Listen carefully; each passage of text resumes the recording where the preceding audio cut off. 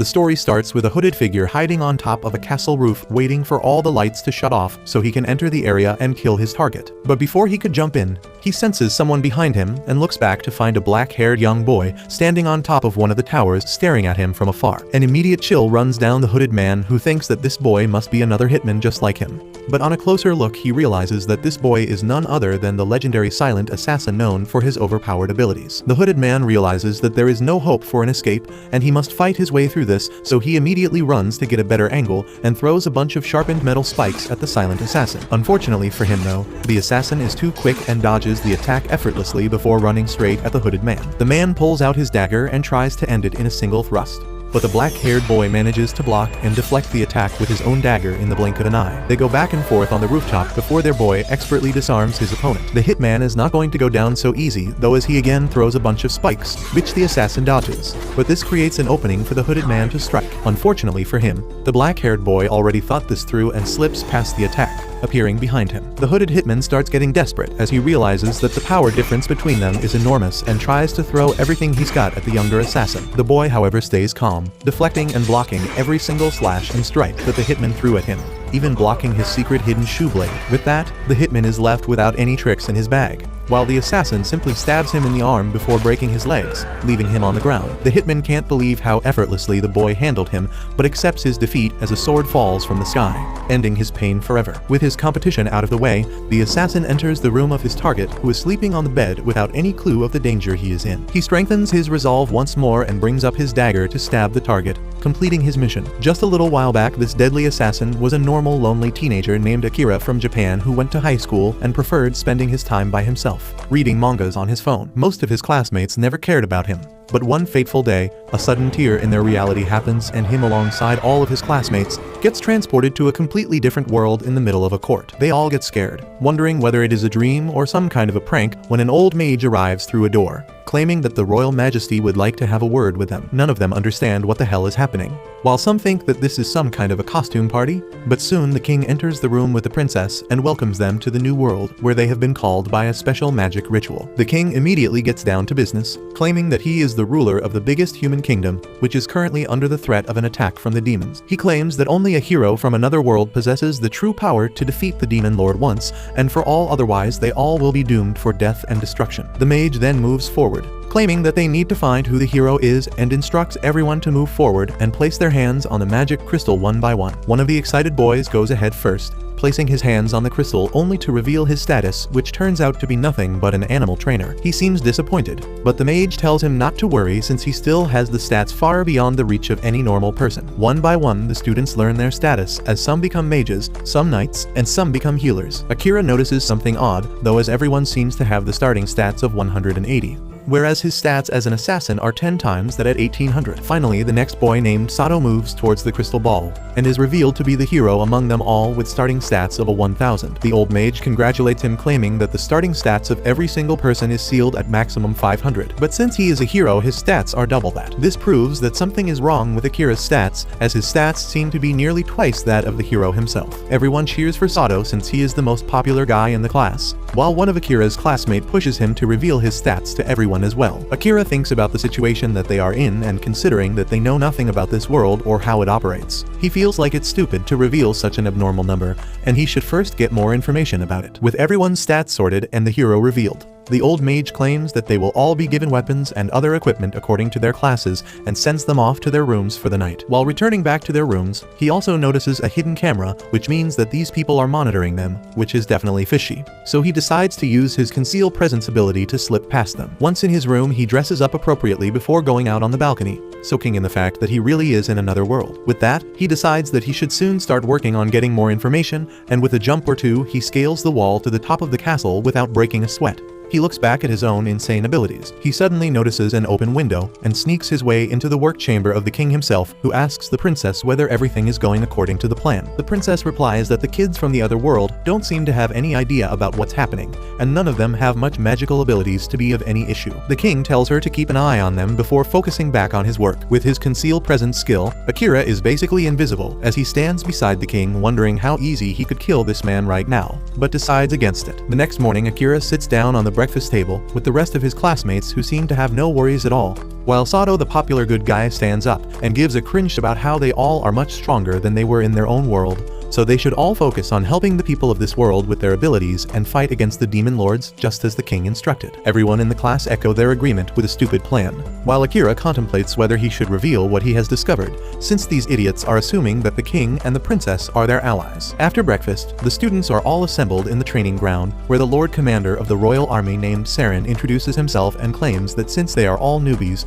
he would be helping them train so that after a month they could go down a dungeon and actually test their abilities. Sato immediately rallies everyone, claiming that they will do their best, while Akira is still concealing himself and silently observing the circus from afar. He decides to go on his own to get some more information, but to his surprise, he gets followed by Saren, who hands over the class to his Lieutenant Gil. Akira wonders whether his conceal presence ability wore off or has a maximum duration to be active, but Saren simply smiles, claiming that he doesn't need to worry as his abilities seem to be working fine. He reveals that he himself is gifted with mystical eyesight, which allows him to see the difference in temperature. So basically, he is a walking thermal camera. Akira gets on edge and puts his hand on the blade, asking whether they are going to have any trouble, but calms him down, claiming that he has no intention of outing him to the king or the princess. Akira is still skeptical and asks whose side he is actually on, but Saren replies that it's much more complicated and can't be explained so easily. Realizing that he is not lying, Akira lowers his guard slightly and mentions that he wants to visit the library to gain as much information as possible. When Saren asks what level is his conceal ability, Akira reveals that it's already maxed out, which is pretty crazy, but the rest of his abilities are only level 1 and he has no idea how to increase it. Smiles, claiming that he can help him with that, since he will not get what he wants from the library anyways. Akira wonders how much to trust him, but he can't deny the fact that the thought of getting stronger isn't exciting. He controls his emotions and asks Saren how exactly does he get back home, but Saren replies that even he has no clue about that. But he knows that Akira needs to grow as strong as possible, since he can only find a way to get back home if he stays alive. Akira claims that he doesn't like taking help for free, so Saren replies that to pay him back, Akira can tell him more about his own world. This seems to do the job as Akira shakes hands with Saren, the first person in this world he decides to trust. Soon he starts learning about other races in this world like the beast people and the elves, who have their own separate continents. He also continues to train his physical and mental abilities, claiming that training is the only way to level up his skills and get better, while his class also trains separately under the tutelage of guilds. One evening he goes to meet with Saren as he finds a book, which he is sure is written by the Lord Commander. Saren grabs the book and smiles, claiming that it is indeed a plan to overthrow the king written by him and disguised as a cookbook. Saren reveals that the king is a broken man beyond repairs who is going to do something really crazy in order to change how the world operates, and Saren can't let it happen. At the same time, he is the commander of the royal knights who have a holy duty to protect the king. Akira understands his problem and reveals that he had the opportunity to kill the king the very night they were summoned here, but he couldn't bring himself to use his dagger. Saren replies warmly that he made the right decision, as just because he is an assassin doesn't mean that he has to commit murders. Finally, a month passes by and the heroes are all ready to enter the dungeons and are greeted by almost all the city, clapping and cheering for them. In the distance, however, Akira notices a hooded girl glaring at them, so he uses his skills to appear behind her, catching her off guard. He asks why is she staring at them with such rage, and the blue-haired girl replies that everyone in the city is hailing him and his mates as the heroes, but she knows the sacrifice which was made in order to summon them here. Akira admits that he has no idea about any sacrifice, but just like an NPC, she tells him to figure it out by himself and moves away. Soon they enter the dungeon where monsters are appearing from every corner, and every single stone seems to be a trapdoor revealing even more monsters. The students all look tired and weak, while Akira wards off as many attackers as possible. Before asking Saren whether they should return, Saren replies that they have done well enough for the day and uses his divine skill to clear a path in front of him. Gil instructs them all to run towards the exit, but they all find themselves still underground and blocked by a bunch of monsters. Suddenly, the cringe Lord Sato remembers the smoke bomb the princess gave them, claiming that this will ward off the monsters, so he throws the bomb towards them.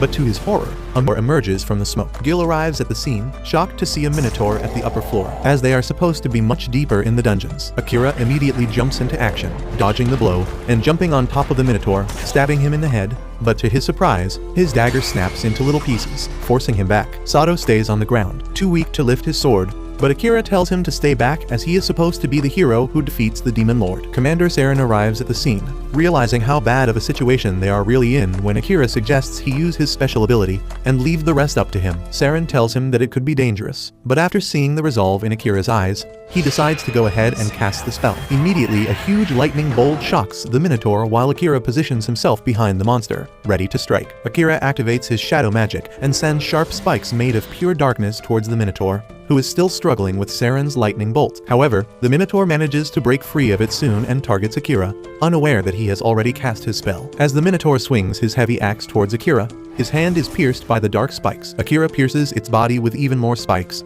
and once he is confident that the Minotaur can't break free from them so easily, he starts pulling it down into the dark abyss under its feet. The Minotaur is swallowed by the abyss, and the spikes uproot its head right before it completely vanishes. Everyone is stunned to see that Akira managed to defeat such an incredibly strong monster. But then suddenly, his powers go out of control. Everyone panics as he tries to retract the shadow spikes, but luckily, Saren steps up to help him calm down. Thanks to his guidance, Akira manages to regain control of his power, deactivating his shadow magic. He feels lucky that he is still alive, and Saren tells him that he really exceeded his expectations today. Once they return from the dungeon, Saren thanks for saving everyone's life, but he doesn't feel that he deserves all the credit. He says that without Saren there to back him up, he couldn't have defeated the Minotaur, especially because he hadn't been able to cast shadow magic properly in training. Saren remarks that it is the first time he has heard about an extra skill called shadow magic, and he agrees that Akira can barely control the spell right now. He warns him to be careful about using it the next time, and then decides to give him a samurai sword that the first hero forged himself. Akira takes the sword and asks Saren why doesn't he give it to the current hero instead of him, and the commander replies that Sato already has the holy sword. However, the bigger reason is that Saren stole the sword from the royal treasury, and giving it to the stupid hero will get him arrested in no time. Akira gladly accepts the sword and then finds that there are some inscriptions near the hilt. The first one reads Yato no Kami,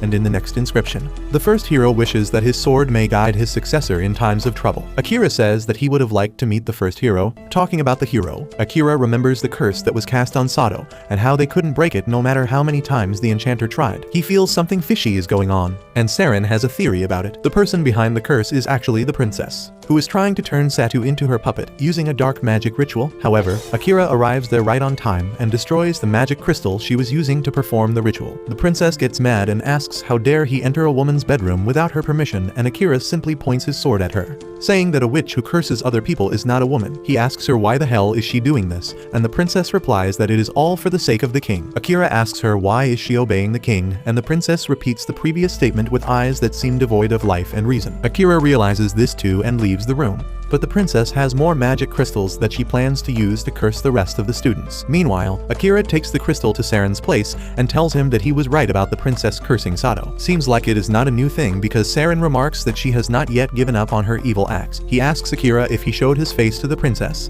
and he affirms, saying that he wanted to have a proper conversation with her, but she was not very good with her words. Saren replies that the princess is no more than a puppet for the king right now, and then tells Akira to not sleep inside the palace tonight. Akira is curious about the reason, and Saren explains that the princess can curse anyone, but not him since he never revealed his status to her. That means she will try to get him killed instead, and Saren wants him to stay away from the palace. Akira asks if he is not going to scold him for carelessly showing his face, and the commander replies that teenagers are supposed to be impulsive and reckless, and it is the duty of adults like him to cover it up. The next morning, Akira wakes up to a commotion coming from the palace, and once he reaches there, he finds a huge crowd gathered. He notices that Sato is freed from the curse and asks what is going on here. Sato replies that Saren is dead and Akira can't process that news. He runs through the crowd to see Saren's dead body lying on the floor with a dagger through his heart. Akira is devastated at losing his only friend in this world, but his classmates tell him to stop acting because they believe he is the killer. They point out that the dagger used to kill Saren belongs to him, and Akira reminds them that his dagger shattered in the fight against the Minotaur. However, no one is willing to listen to him,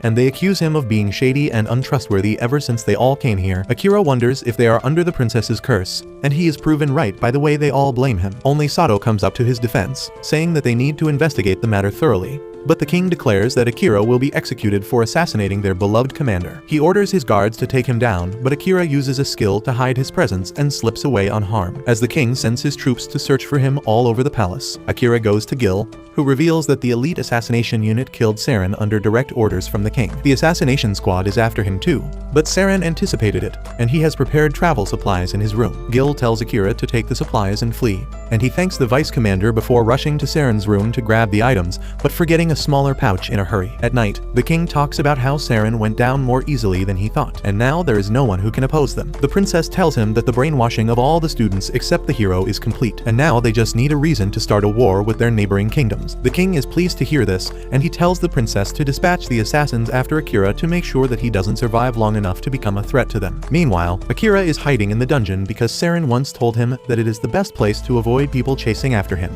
But the only thing it lacks is clean drinking water. The dungeon is also the best place to level up and improve one's skills, but most people don't do it because it is too dangerous. Saren had warned Akira that even his presence concealing skill won't protect him from high-level monsters who have incredibly sharp senses, but if he levels up enough, he will be able to erase his scent and even his body temperature to fool almost anyone. Following his words, Akira begins going deeper into the dungeon, fighting powerful monsters like flame hounds who explode upon dying. Akira remembers that Saren once told him about the special skill that everyone receives after reaching level 100 and how it makes them really stronger. Defeating the dungeon bosses is the quickest way to get more experience, but it is also a life or death battle that he cannot run away from once it starts. Akira is determined to grow strong quickly at all costs, and after defeating the flame hounds, he enters the boss room where a gigantic demon lion is waiting for him. The lion monster immediately starts attacking him and Akira dodges everything.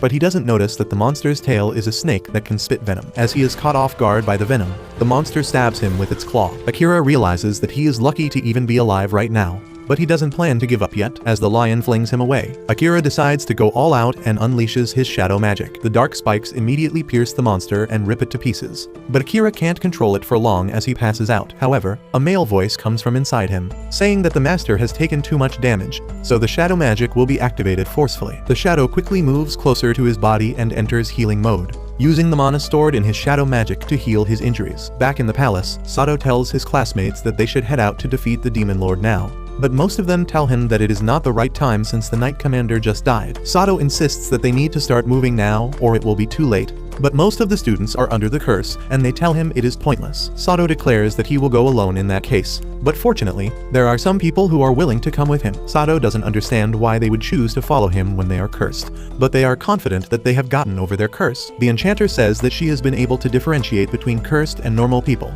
and she is sure that everyone here is free from the curse. The tall swordsman Asahi takes credit for it, saying that he vaguely remembers cutting some strange crystals in an unknown room. He doesn't remember how he got there or how he found a samurai sword, but ever since then, few students were free from the curse. Turns out, it was Gil who made that happen. His skill suggestion is more powerful than any curse when it comes to making his target do just one simple action. He is glad that he could save at least a few students because that was Saren's last order, and now he can only wish them luck for their journey. Meanwhile, Asahi thinks that they need to team up with Akira as soon as possible because he was the only one who knew the truth when they were all cursed. He remembers the time from the real world when he found Akira working a part-time job at a railway crossing. Akira asked him to keep it a secret because he didn't want his classmates and little sister to find out about his job, and Asahi had no issue with that. As they started talking about their sisters, they learned that the girls were best friends, and that gave them a reason to be on good terms with each other. Back in the dungeon, Akira wakes up dreaming about the incident too, and he wonders if Asahi is safe. He suddenly notices that his body is feeling a lot better than it should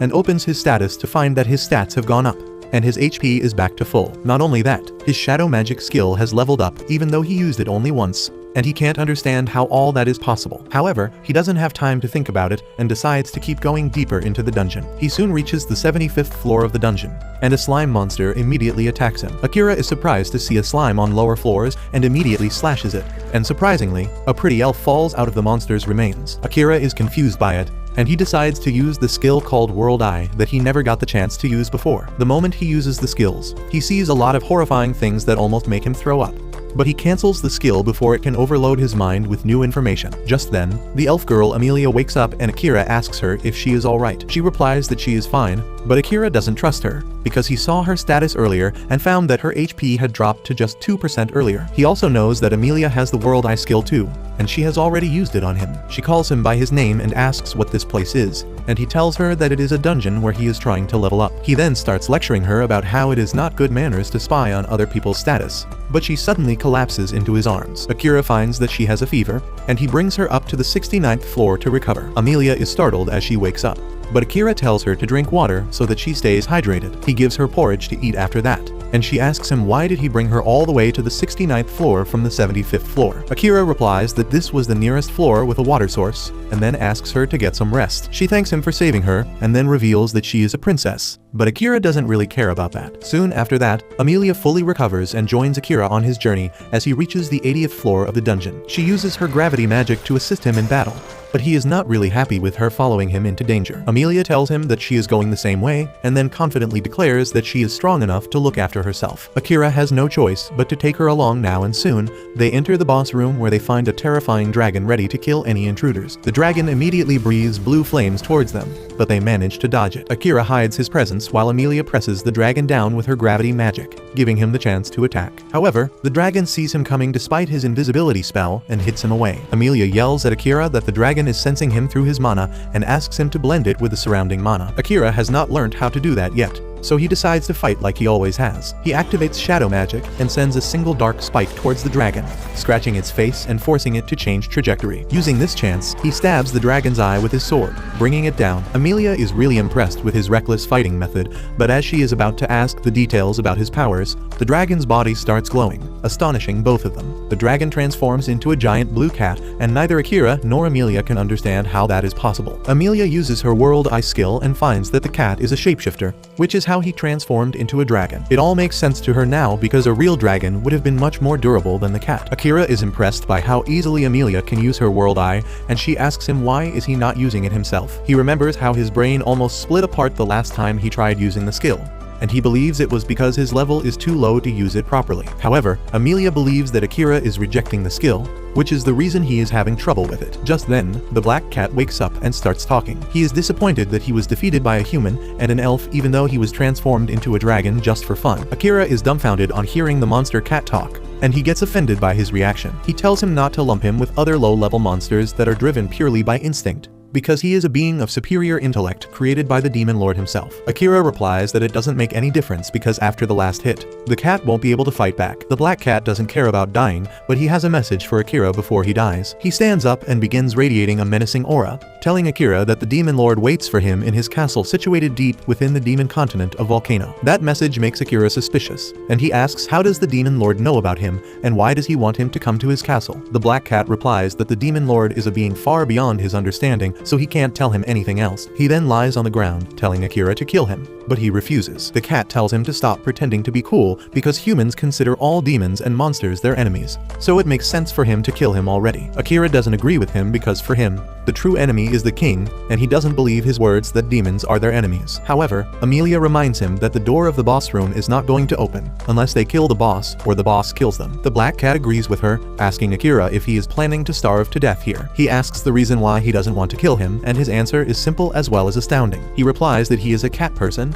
and unlike other monsters, the black cat can talk to him. He believes that there must be a loophole that allows them to leave the boss room without killing the cat, and Amelia recalls that there was another way to do so. She says that if Akira forms a pact with the black cat and accepts him as his familiar, he will stop being recognized as a boss monster, and the door will open. The black cat laughs at the idea, saying that only an experienced magic user with great control over mana can do the ritual, and Akira doesn't have what it takes. Amelia disagrees with him and reveals that it has already surpassed the limit needed to do the ritual. She reminds the black cat that Akira detached his mana from his body to confuse him earlier, which is something that only the first hero has done before. Amelia is confident that Akira can perform the ritual, but she is not sure if he will succeed. He asks her what happens if he fails, and the black cat replies that one of them will die, and in the worst case, both of them might lose their lives. Akira is willing to take that risk, and the black cat doesn't understand why he would do that. He tells him to go ahead because he doesn't care about dying, and Akira gets pissed at the way he acts so indifferent to living or dying. The black cat replies that living any longer won't bring him any joy,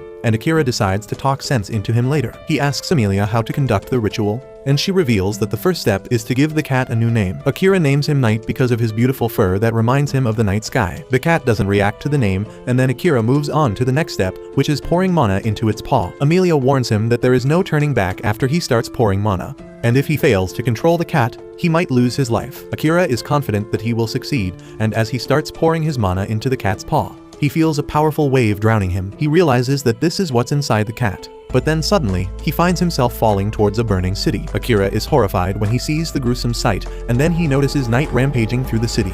killing anyone who tries to escape. He tries to stop Knight, but he attacks him with his dark mana, dealing serious damage to him. As Akira gets back on his feet, Knight tells him to stop hesitating and kill him, because that is the only way he can get out of this place alive. Akira still can't bring himself to attack the cat, so Knight starts attacking again, hitting him with his powerful claws. The damage Akira takes in the dream world begins affecting his body in the real world as well, and he finally decides to fight back. He throws his dagger at Knight, who easily deflects it, and then begins charging his dark power to quickly finish the battle. Akira charges towards him, but instead of attacking, he lets himself get stabbed by Knight's claws. The black cat is dumbfounded by his action and asks what the hell is he trying to do. Akira replies that he doesn't want to kill him, and he knows that Knight doesn't want to kill anyone either. Knight replies that he is a monster, and even if he is intelligent, his instinct keeps telling him to kill anyone in his way. Akira knows that Knight is sick of killing others, so he says that he doesn't need to fight against his instinct by himself anymore. He holds his claws, promising to watch over him and make sure that he doesn't have to do something like this ever again. Slowly,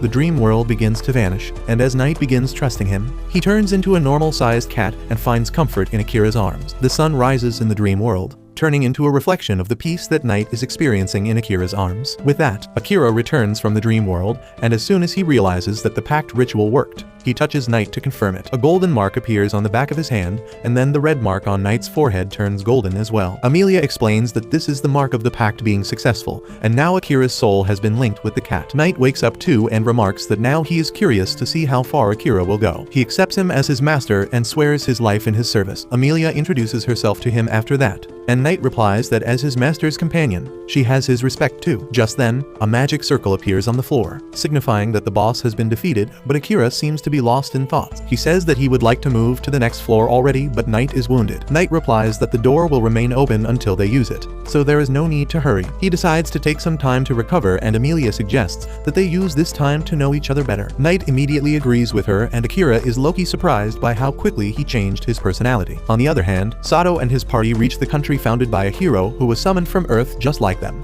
and they are awestruck when they see that the country looks exactly like historic Japan. Everything there feels familiar, and they start relaxing before discussing their future plan. Sato says that the first thing they need to worry about is their funds because they are 1 month away from being broke and homeless. One guy recommends becoming an adventurer because that is the best job for them, and Sato agrees. He then moves on to the next topic, which is information gathering. He suggests they find someone who knows a lot about this world and also search books with valuable information. Another boy sighs, hoping there is a book that can tell how to go back to Earth. But Sato believes that defeating the Demon Lord is their best bet to do that. He thinks that only the king and the princess might know how to send them back, and even though they are twisted and evil, they need to win them over by defeating the Demon Lord. He declares that once they have enough funds and information, they will head straight towards the Demon Continent. But Asahi disagrees. He believes that they should regroup with Akira before heading to the Demon Continent, because his intuition tells him that Akira is growing stronger much faster than everyone else, and they definitely need him in their team. Some members agree with Asahi while others still think that he is the murderer of Commander Saren. A small argument starts between them on this topic,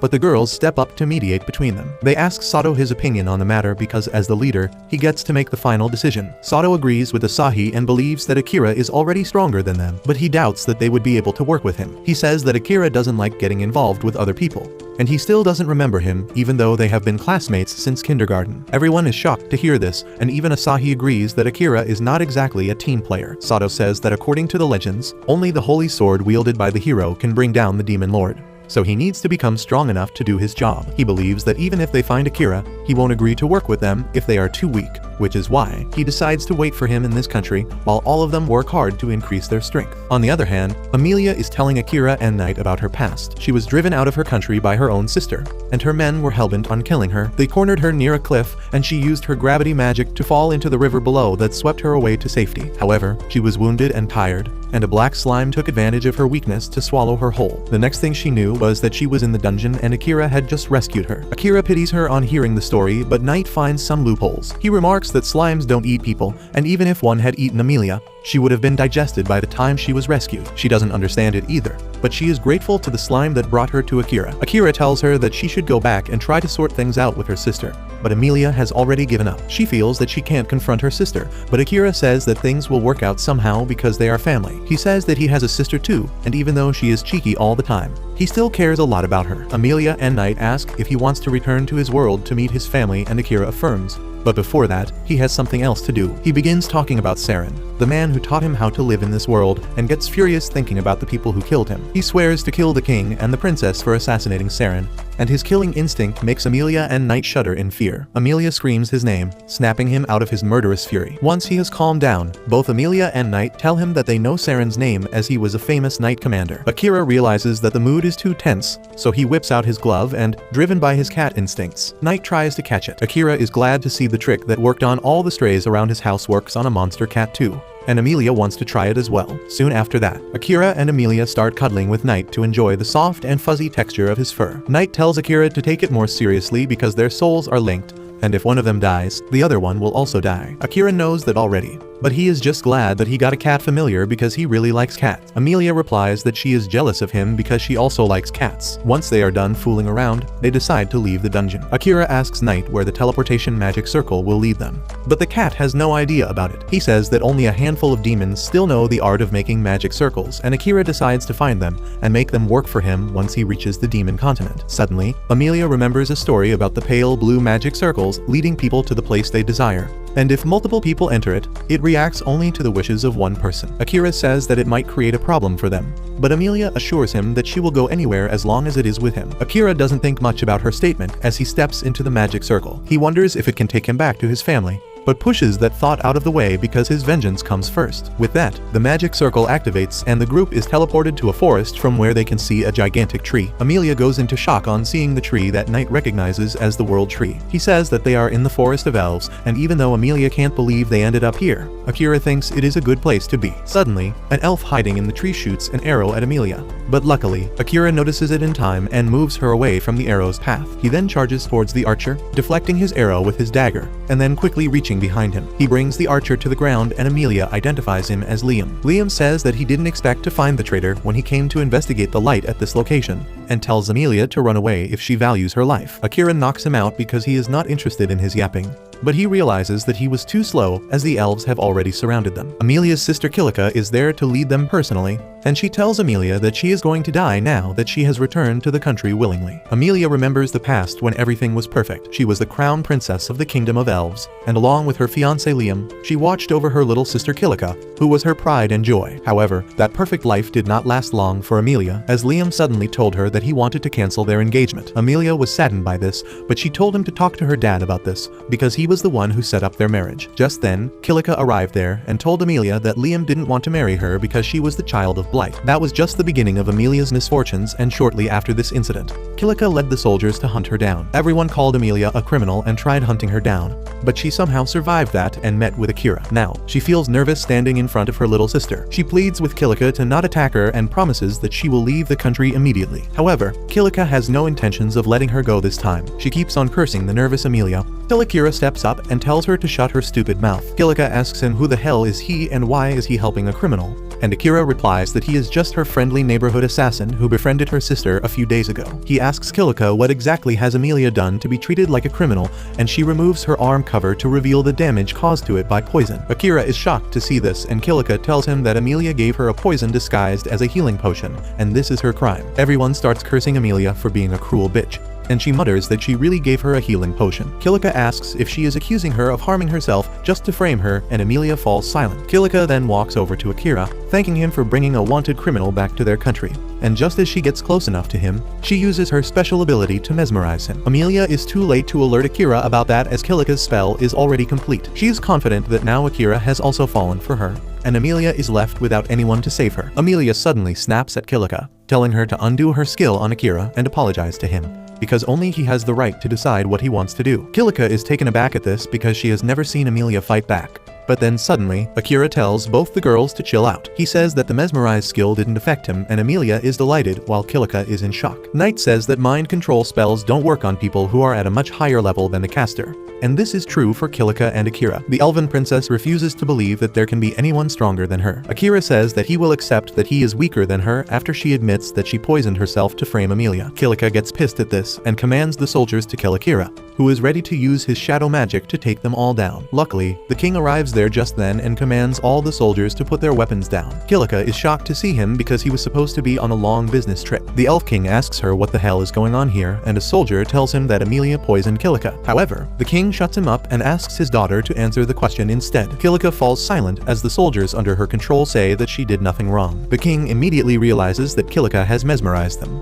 and he orders her to undo the spell immediately. She refuses to say anything, so the king tells her daddy is going to punish her later for being a bad girl. He then moves over to Akira, apologizing to him for Kilika's actions. He then tells Akira to immediately get lost because other races are not allowed in the kingdom of elves. Amelia tells the king that Akira rescued her from danger and helped her come home, but he does not care about that. Amelia gets mad at him and says that she will head out with Akira in that case because she doesn't want to be in his narrow-minded country. The king gets furious on hearing this and tells Amelia to stop thinking that she is free to do anything she likes. He tells her that she is the future ruler of their kingdom and she is going to stay here to look after it. Amelia is intimidated, but Akira tells her dad that no one else has the right to make life choices for her and he is willing to fight anyone who tries to take her rights away. Just then, Liam comes back to his senses, and on learning that Akira knocked out one of their finest warriors, he decides to give him a chance. He challenges Akira for a duel with Amelia's rights on the stake, and nominates Kilika to be his representative. Akira accepts the challenge and follows the king to the world tree where the duel will be held. Amelia apologizes for dragging him into this mess, but he replies that he chose to do it himself. He then asks her about the whole child of blight business, and Amelia explains that when one child out of a pair of twins doesn't resemble their parents, it is called the child of blight, who will bring great misfortune to their country. Akira is surprised that Amelia and Kilika are twins, but Knight is more curious about the child of blight story, which was proven to be just a myth many years ago. Amelia confirms that, but she knows that many people still use that term for her because she doesn't look like her parents at all. Soon, they reach the world tree and Akira decides not to conceal his presence because he wants to score a fair victory. Amelia tells him to be careful because Kilika is the most skillful elven swordsman. Akira remarks that she seems to hold her cunning sister in high regards despite everything she has done, and Amelia replies that she has seen the effort she put in her training. As the duel starts, Akira doesn't even unsheath his sword, and when Kilika tells him to take his sword out, he tells her that he doesn't want to accidentally kill her. Kilika thinks that she is going to win easily and regain her father's trust, but Akira doesn't even pay her any attention. Instead, he thanks Amelia for getting angry on his behalf earlier, and she starts blushing. With that, the king signals the start of the duel and Kilika charges at Akira instantly. She begins swinging her sword at him precisely, but he is faster than her and easily dodges her attacks. He sees that she is really quite strong and fast for an elf, but she still can't match up to his skills. He slips past her and pushes her away. But Kilika has an ace up her sleeve. She enchants her sword with wind magic and sends a powerful gust towards Akira, pushing him back. He somehow dodges it, but Kilika keeps pushing him back. He soon finds a chance to counterattack and kicks Kilika off her feet, and by the time she gets up, he is already behind her. Akira tells her to give up now and asks her to make up with Amelia because she still cares for her. Kilika refuses, declaring that she will never forgive her sister who took everything from her. She immediately launches another powerful attack, pushing Akira back, but he deflects the wind spell to the side, hitting the elf soldiers instead. Akira orders Knight to protect Amelia from the reckless attacks, and he transforms into his bigger version to block out the wind attacks. Meanwhile, Kilika yells that she has nothing left because her sister took it all away from her. She remembers their childhood when they were really close to each other. But once it was discovered that Amelia was a spirit medium who could bend the world to her will if her power awakened, everyone started treating her differently. They stopped paying attention to Kilika,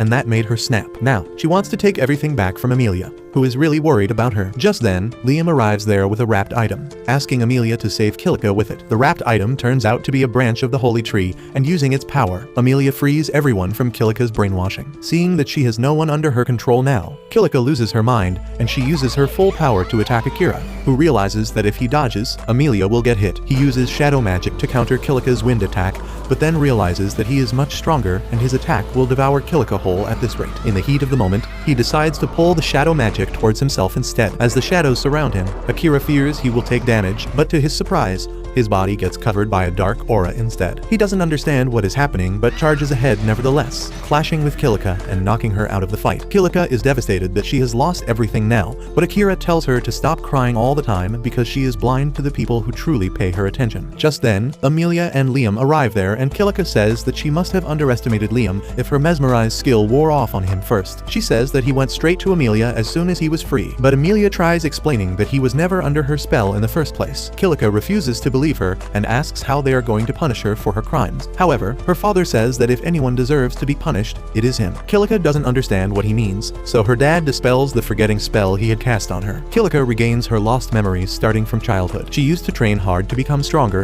and decided to enter them to level up. However, her father only had allowed her to go till the 3rd floor, and she was not confident if it could be good enough. One day, a shady woman offered her help to grow stronger quickly. She gave her a magic item that could summon stronger monsters that would help her level up quickly, and the innocent Kilia took it without thinking much. However, once she used the magic item, powerful orcs spawned in front of her, and she couldn't win against them despite her best efforts. She decided to run away instead, but when the orcs followed her out of the dungeon, she grew worried that her people would be in danger at this rate, so she decided to confront the orcs with all her might. Just as she was about to lose, Liam rushed to help her with the soldiers, but suddenly, a shrewd goblin jumped out of the bushes and pierced Liam's chest with its arm. As the shady woman laughed that her plan was successful, Kilika was devastated, and the king had to use his magic to make her forget it all. Luckily, Amelia was able to save the day by creating a magic to revive Liam and other dead soldiers. After that day, everyone tried to keep their distance from Kilika so that they wouldn't accidentally reveal the truth to her, and she thought that they didn't care about her because Amelia was a spirit medium. The king says that he wanted Kilika to win the duel against Akira and prove her worth as a royal,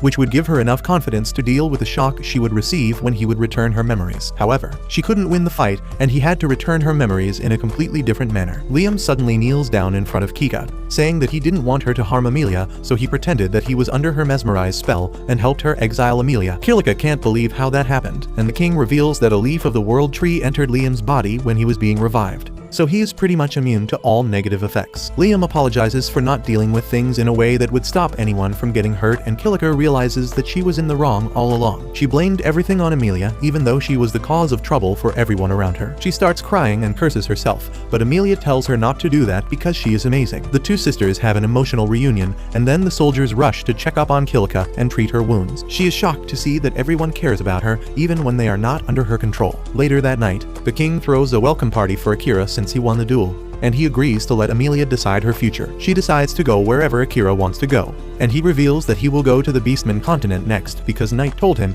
it is the best place to continue his journey. After the party ends, Amelia calls Akira to a quiet place and asks him to say her name. He obliges, and she feels happy on him calling her name. She promises that she will never be apart from him, and Knight cringes out on seeing them act like kids. At the same time, Akira's classmates are on a ship. Sato apologizes to Asahi that they couldn't wait for Akira any longer, but he understands it because they would not have been able to become stronger there. That is why they are heading to the Beastman continent to hone their skills and get better weapons. Soon after that, it is time for Akira and Amelia to leave the Elf Kingdom, and everyone gathers to see them off. Amelia and Kilika have patched up their relationship, and Liam and Akira also tell each other to take care of their girls. The king then tells Akira that some soldiers will be accompanying him till their country's border because there have been a lot of kidnappings in that region lately. Amelia clings to Akira, saying that he is strong enough to protect her, but the king is not entirely convinced as he is really worried about his daughter. Kilika says that she will go to protect Amelia instead of the king, and Liam wants to join her. The rest of the soldiers also want to tag along, but Akira doesn't want any burden, so he refuses all of them. Soon, Akira and Amelia ride the carriage to the border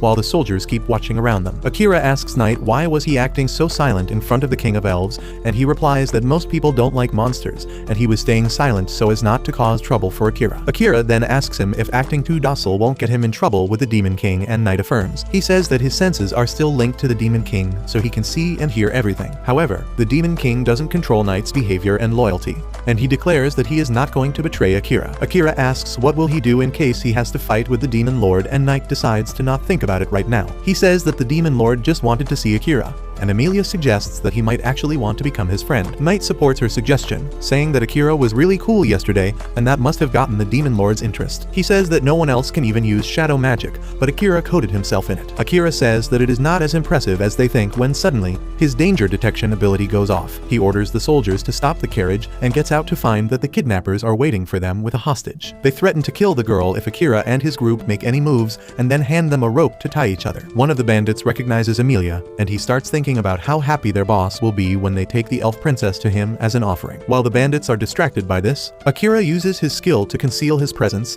and then knocks out the bandits before they can even blink. When he returns to normal, the bandits are on the ground, and Akira tells the soldiers to tie them up. In the meantime, Amelia frees the hostage, and then Akira interrogates the bandits, asking about their boss, whom they called Graham earlier. One soldier tells him that Graham is a royal in Uruk, the biggest nation of beastfolk. Akira tells the soldiers to take the bandits back to the capital because he can continue the journey on his own from this point. The soldiers tell him they have got orders to escort him to the port, but Akira manages to convince them to go back. Soon, they reach the port and board a ship. Akira tells his friends that as soon as they reach the beastfolk continent, he will get some good weapons and level up further. Amelia is surprised to hear that he still wants to grow stronger, and Akira replies that he won't leave any stones unturned to avenge Commander Saren. Knight tells him that the port town in the Beastfolk continent has a dungeon, and he can level up there. However, reaching there will take them at least a few days, and in the meantime, they should just relax and enjoy the trip. As the ship sets out on its journey, Amelia gets excited to recreate scenes from Titanic. She talks about how she wants to do the Titanic pose with him, but he is a Sigma male who doesn't pay any attention to her. Instead, he decides to read a book that the king gave him as a farewell gift. Amelia curses her father for giving Akira that is distracting him from her,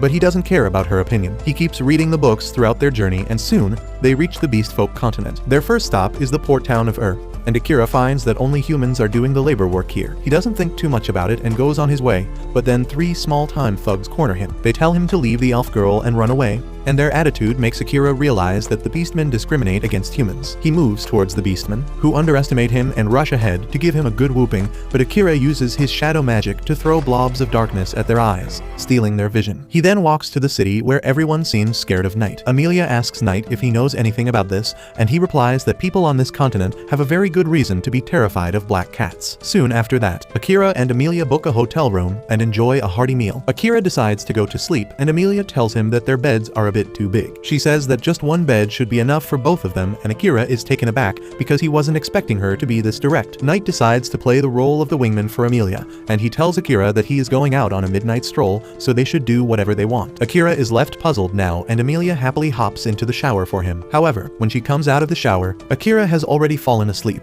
and she doesn't want to wake him up. She gently kisses him on the cheek and sleeps beside him. But turns out Akira was just pretending to be asleep because he didn't want to do anything with the dispo bitch. The next morning, Knight returns just in time as Akira wakes up. Amelia also wakes up in a few seconds, and then Knight tells both of them to get dressed because a guest is coming over soon. The guest is a goth beastfolk blacksmith named Crow, whom Knight called in to help Akira. Crow coldly replies that he couldn't refuse a summon from the nightmare of Alderia, and Amelia is curious about what it means. Akira, on the other hand, already has an idea what Crow is talking about, so he doesn't go into the details. He introduces himself, and the blacksmith immediately asks to see his weapon. Akira shows him the sword that is chipped at a lot of points, and Crow can immediately tell which dungeon he used it in based on the damage patterns. Akira is impressed and asks if he can repair it, and the goth beastman replies that he will do it for the right amount of money and raw materials. Akira accepts the conditions and then asks him to prepare 20 throwing weapons as well. Crow realizes that Akira is an assassin, but he feels that he is not mentally ready to handle his weapons without damaging them. Amelia gets mad on hearing this, but Akira tells her to chill because Crow is right. Knight agrees, saying that Crow might be a blacksmith now, but once upon a time,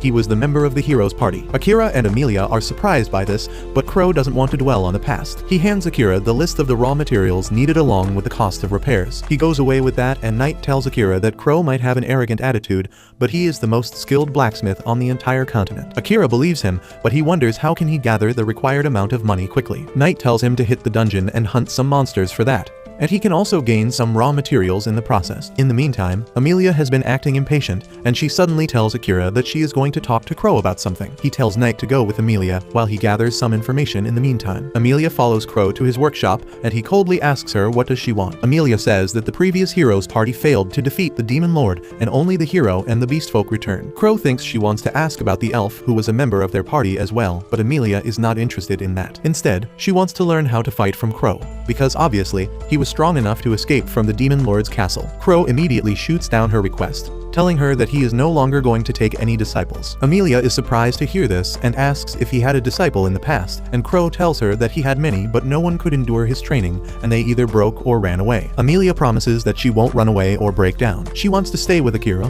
but he is far stronger than her, and that is why she wants to train hard and reach his level. Crow still refuses her request and then turns to Knight, saying that he only accepted the request to repair his master's weapons and nothing more. Knight agrees to that and tells him that Amelia is not his master, so he can deny her request. However, he is not happy that Crow addresses him as the Nightmare of Adoria every time. Crow says that he deserves to be called only that, and Amelia can't contain her curiosity now. She asks Knight what are they talking about, and he tells her that 100 years ago, Adoria was the most prosperous city on the Beastfolk continent. The Demon Lord commanded him to attack it in retaliation for the Beastfolk invading his territory. His goal was only to cause some damage and scare those in the power, but his monstrous instincts overpowered him, and he went berserk, thoroughly destroying the city. That day, he earned the nickname Nightmare of Adoria, and black cats became a symbol of fear throughout the continent. Akira hears the entire story because of his telepathic link, and he feels bad for Knight now. On the other hand, Knight tells Amelia that because of that incident, He was so shaken mentally that he felt there was no point in living any longer. However, after meeting Akira, he has moved on from his shameful past, and now he wants to live for the sake of his new master. Crow scoffs on hearing that, but he tells Knight that he has no grudges against him. He continues the story that Knight was reciting and tells Amelia that soon after the incident,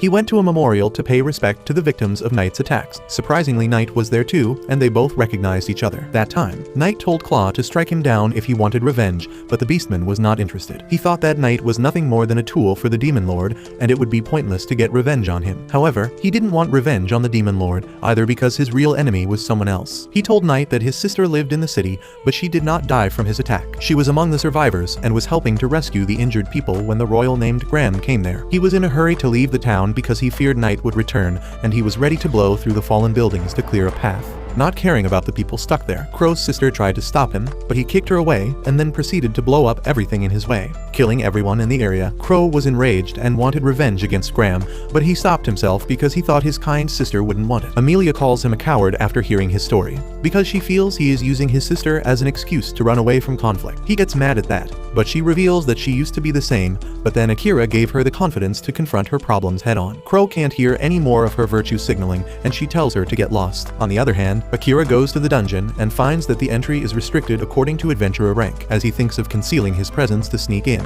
A monster outbreak takes place. Huge tendrils of energy break through the dungeon building and powerful monsters come out of the holes. The energy tendrils burn everyone in their way, and Amelia, who was just returning from Crow's place, uses her gravity magic to suppress them. She tells Knight to help the people, and he rushes to rescue as many people as he can. While Amelia is keeping the energy under control, a hooded boy comes there riding on a monster and says that her magic brings back some nice memories. Amelia recognizes him as the bastard who tricked Kilika into unleashing a group of orcs leading to the incident. The boy introduces himself as Aurum and tells Amelia that the Demon Lord has ordered him not to kill her because she has a unique magic. However, he is allowed to harm her just enough to keep her alive. He plays a weird flute and sends the energy tendril to surround her, and Amelia notices there are monsters waiting inside it. She is completely trapped now and realizes that there is no way to dodge Aurum's attack. On the other hand, Akira is busy fighting off monsters when Knight contacts him, telling him that Amelia has been kidnapped by a demon who took her into the dungeon. Akira immediately rushes to the dungeon, but there are too many monsters in the way, and the blue energy is blocking his way too. He picks up a sword from a dead guy's hand and begins hunting the monsters, but that method is not fast enough. Just then Knight comes there and apologizes because he wasn't able to protect Amelia, but Akira tells him it doesn't matter now. He tells him to get back because he is going to deal with everything at once. Knight immediately flies away, and then Akira unleashes his shadow magic to devour all the monsters and the blue energy at once. He feels overtaken by his rage, and thinks that Amelia has become so important for him that he is feeling such intense emotions. He swears that he will save her at all costs, but as he finishes devouring everything with his shadow magic, he falls unconscious after using too much energy. Knight was watching all this from the sky, and as soon as Akira collapses, he rushes to his side. He wonders how to help him when suddenly, he hears the voice of the system serving Akira. The voice says that Akira has used more mana than his body can handle, so healing shadow magic will be activated automatically to treat him. The shadows quickly cover Akira, and then his body starts glowing as the shadow magic uses stored mana to fix his body. Knight can only watch this in awe and surprise, unable to understand what just happened. After a day has passed, Akira wakes up with a jolt and asks Knight where is he right now. Knight reveals that he brought him to Crow's house after he passed out and seeing the setting sun. Akira asks if he was unconscious for 5 hours. Knight tells him that he was out cold for 1 day and 5 hours, which is understandable because he used too much mana at once. He tells Akira that luckily, his shadow magic activated on its own and healed him because he would have died otherwise. He asks exactly what the shadow magic is, and Akira replies that he has no idea. He says it is not important right now because they have something bigger to worry about. He immediately goes downstairs where Crow is waiting for him. Akira thanks him for lending him the bed and asks to put it on the bill as well. Crow asks him where is he going, and Akira replies he needs to rescue Amelia as soon as possible. The goth blacksmith tells him that it has been over a day and Amelia might have already been taken to the demon continent. Akira declares that he will barge into the demon lord's castle then, but Crow asks him to calm down. Akira yells that he is calm but just in a hurry, and Crow asks how can he claim to be calm if he is forgetting his weapons behind. Akira snaps at him and says he doesn't have any weapons right now because they are undergoing repair, but Crow tells him to look at the table. He has snapped Akira's sword into 2 short daggers because they are better for an assassin. He also covered the raw materials and cost for repairing them because it is an emergency, but asks Akira to pay him back as soon as he can. Akira checks out the daggers and thanks Crow, who has another gift for him. He tosses a ring to him, claiming that either the second or the third hero forged it. The ring has some words inscribed on it that read, "I will lead you everywhere." Crow is surprised that Akira can read it, and he replies that it is the language of his world. He asks what the ring does, and Crow tells him that it helps its wearer find what they seek. As soon as Akira hears this, he wears the ring and activates its powers. The ring emits a laser pointer that points towards the dungeon, and Crow tells Akira that he is lucky that the demons haven't taken Amelia to the demon realm. Akira immediately equips his gear and rushes to the dungeon, riding on Knight's back, who asks him not to be reckless like the last day again. Akira agrees, saying that he shouldn't have risked his life so impatiently, because that meant Knight could have died along with him. Knight tells him that he isn't worried about himself, and he just doesn't want Akira to be hurt. Meanwhile, Amelia is in the dungeon, tired and injured. The demon named Aurum talks to her cheerfully, saying that things are going really well right now. He reveals that demons have a spell to control monsters, but he was curious about how they affected humans and other species. He sends a flying centipede towards Amelia, saying that thanks to her, he found that his special spell can't control elves, but it can make them immobile. Amelia gathers her strength to ask him why is he keeping her in the dungeon. Aurum replies that only second-grade demons or higher can use teleportation magic. But unfortunately, he is just a third-grade demon who can't do that. That is why he is waiting for his boss to come here and take them to the demon continent using his teleportation spell. He doesn't know when his boss will come, but he is not in a hurry either because he is enjoying talking with Amelia. He tells her to ask anything she wants to know and he will answer honestly. He is confident that even if Akira shows up before his boss and Amelia tells him everything, he won't be able to beat him. However, he assures her that she won't be harmed in the process because he needs to take her to the demon lord in the best condition. At the same time, Akira is searching for Amelia, and the ring keeps pointing towards the dungeon. He decides to hurry when a hooded wizard comes there, asking him to grant her request. Akira remembers her as a stalker who was following them, and the moment the furry wizard asks him to take her along to rescue Amelia, he grabs her by the collar. He tells the girl to reveal how she knows about Amelia, and if he finds her dangerous, he will kill her on the spot. The girl tells him about her skill scent tracker, and how she used it to follow Amelia until she vanished into the dungeon. She also used the skill to find that Akira was heading towards the dungeon, and now she wants to help him. Knight can verify that the girl is not lying, so Akira drops her down and then asks her why she wants to come with him. The girl first introduces herself as Leah, the first princess of the beastfolk nation of Uruk. She got information that the demon lord was targeting Amelia, so she came here to inform her and Akira about it. However, she thought that Akira wouldn't believe a stranger without any proof, so she decided to just stalk him until the demons attacked yesterday. Akira still doesn't trust her fully, so he uses his world eye skill on her and finds that she's speaking the truth. He then asks her what her spirit barrier skill does, and Leah freaks out. She asks how he knows about her skills, but Akira tells her to just answer his question. She tells him that normal barriers can be applied to fixed spaces, but her spirit barrier can be applied to moving targets as well. Akira asks her if she can apply it on people too, and Leah affirms. She tells Akira that her ability will be really helpful to him. She then reveals that the demon lord is after Amelia's resurrection magic, and they can't let him have it. Akira is startled by this and immediately gets on Knight's back, telling Leah to hop on. Knight asks if he is sure that they can trust the girl, and Akira replies that they need her power to rescue Amelia, and they have no other choice right now. On the other hand, Amelia learns about the demon lord's plan as well,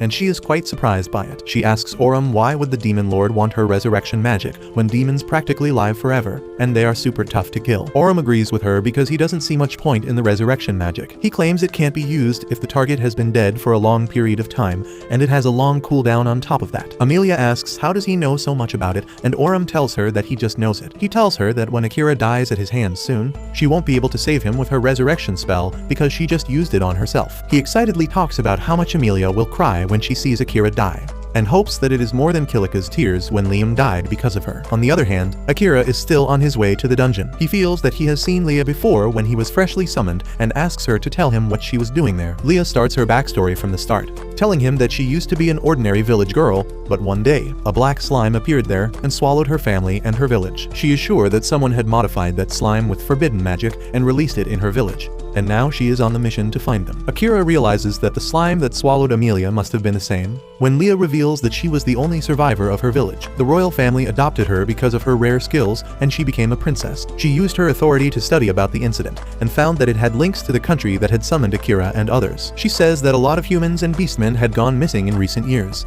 and they were used as a sacrifice for the summoning ritual. Leah is sure that her missing family was among the sacrifices as well, and that is why she wanted to take a close look at the hero that was summoned by offering their lives. Akira tells her that he is also one of the guys summoned from the other world, but Leah has no grudges against against him. She only hates the king and the princess who were behind it, and Akira reveals that he has some deep grudges against them as well. He refuses to believe that the king summoned them to fight against the demon lord's invasion, and Knight tells him that he is right. He says that demons have not tried to invade any other country in the past century, and everyone just stereotypes them as an evil race that only wants violence. Just then, they reach the entrance of the dungeon, and once they reach inside, Knight tells Akira that they need to take down a certain number of monsters to clear each floor. This was the rule set in place by the first demon lord who created all the dungeons, and there is no way to bypass it. Akira says that doing it normally will take a lot of time, so he will use shadow magic to make it quick. Knight tells him that he will get exhausted before they even reach the demon at this rate, but Akira replies that they don't have another option. Knight says that he has another way to deal with the situation. He plans to take care of the smaller monsters while Akira saves his energy for the big fight. However, he is not sure if he can stay in control once he gets used to combat. He fears that he might hurt his master if he goes berserk,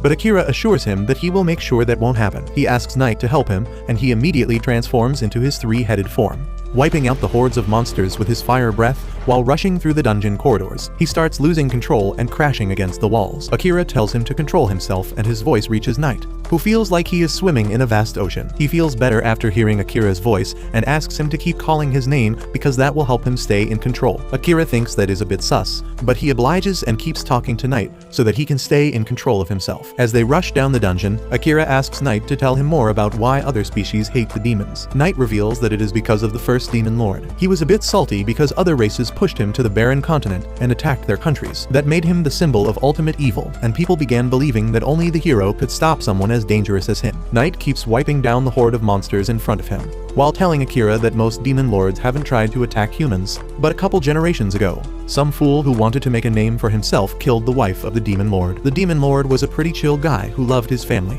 but when he lost his wife, he became a menace. Akira pities the poor guy, but thinks that if he really ordered his men to kidnap Amelia, he will make him pay for it. Knight has no problem with that, but he tells Akira to keep it in mind that not all demons are the same. Some are downright cruel and want to crush all other races, but others want to achieve peace with all species living on the planet. Akira tells him that he will remember that, and soon after that, they reach the room where Amelia is being held. Akira immediately tells the demon that he will take Amelia back and commands Leah to cast a barrier on her. Meanwhile, Knight turns back to his base form, and Aurum says that he is impressed by the demon lord's right hand, who brought the assassin here so quickly. Knight doesn't pay him any attention and apologizes to Akira because he won't be able to help him for some time now. Even Amelia apologizes to him for dragging him into this mess, and Akira tells them both to chill out. He tells Amelia that he won't let anyone have her and draws his daggers. Aurum also summons his weapons, telling Akira that he will lose this battle and his life. Knight reminds him that the demon lord has ordered them to bring Akira to him, but Aurum replies that his only orders were to bring Amelia back alive. He was told to kill Akira if he tries to stop him, and Knight can't believe that the demon lord would change his mind like this. While they are busy talking, Akira suddenly sneaks behind Aurum and attacks him. The demon easily blocks his blow and then counterattacks by extending his spear and slashing his leg. Akira keeps attacking him ruthlessly,